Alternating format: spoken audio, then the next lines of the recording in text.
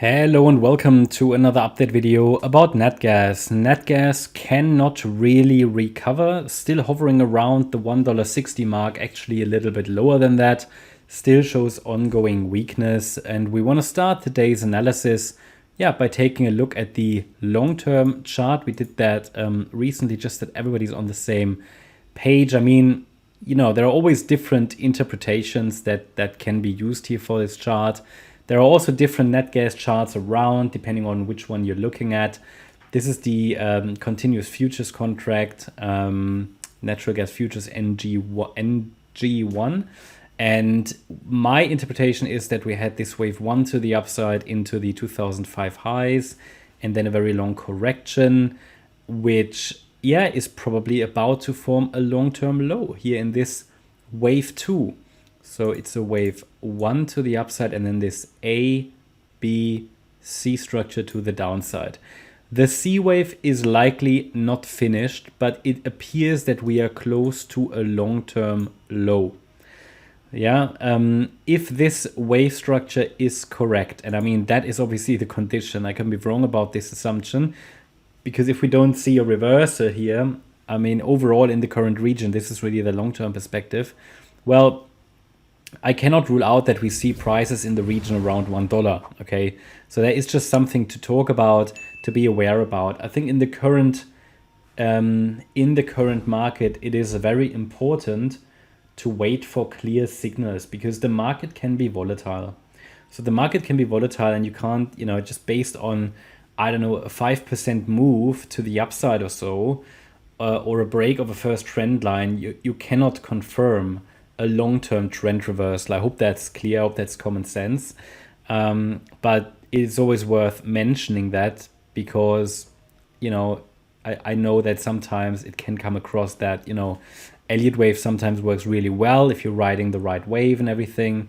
And then it can appear sometimes like magic when the charts turn around exactly where they need to and or where they should do. But it's not always that easy, and typically I lean towards the trend until I see clear signals that, for example, a resistance area breaks or something. So anyway, all I want to make sure that it comes across is that what we need to wait for is a clear signal that the trend is changing. But I can also tell you that a long-term target, if this move to the upside is unfolding, so either 1, 2, 3 or A, B, C, that we're looking at $22 plus. That's long term. I cannot promise you when that's going to be reached.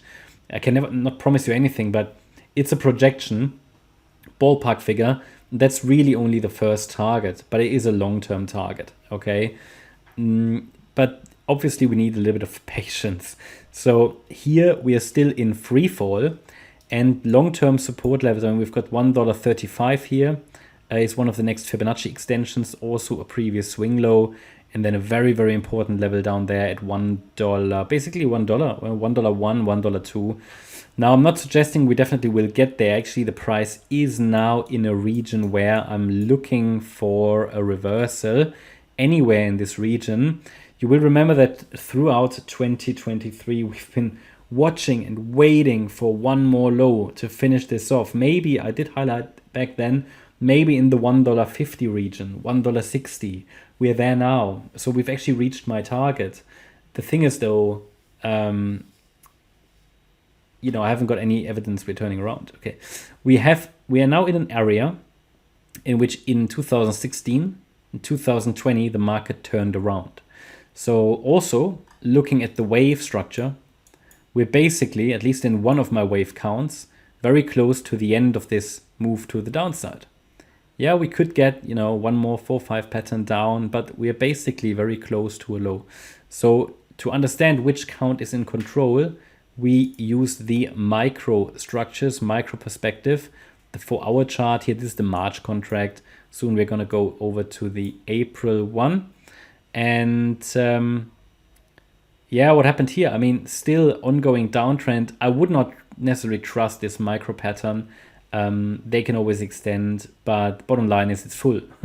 It's technically full, and I haven't got anything to add there. Of course, they can always extend these micro patterns, but I mentioned to you in the last video, don't pay too much attention to the micro or the nano count.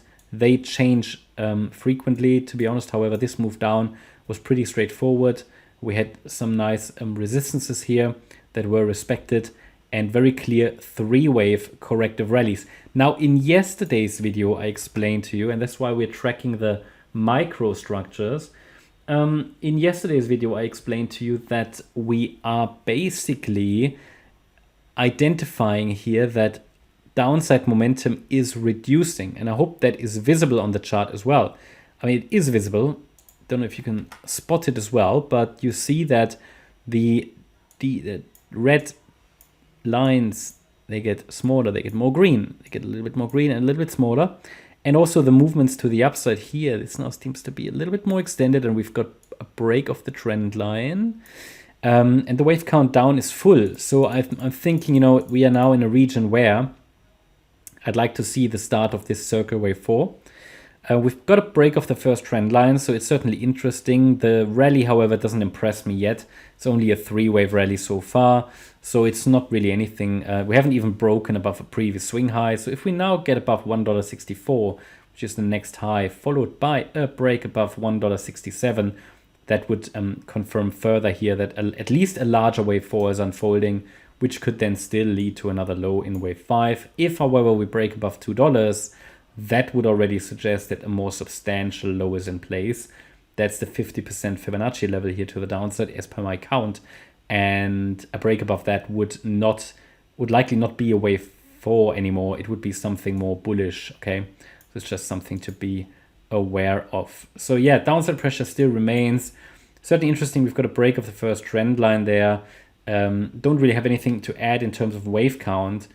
Next support levels were mentioned, and I think we just have to be a bit patient and wait for that first signal, really. Yeah.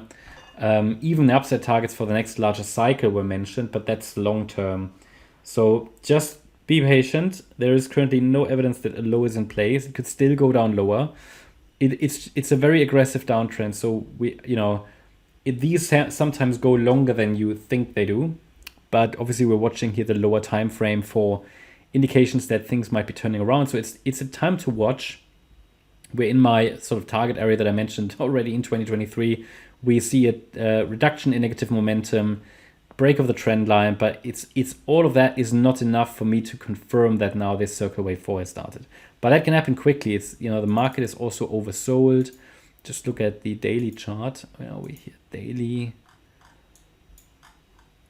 Not sure why it's not loading the RSI. There you go. Yeah, it's oversold. So yeah, but you see it here. Start to get the first green candles in. Yeah.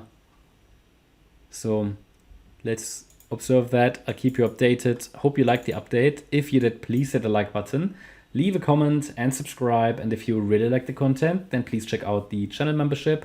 Also, if you're interested in daily updates about the S&P 500 and additional updates about stocks, then check out the S&P 500 and stock service. Link is in the description. Thanks a lot for watching. Bye-bye.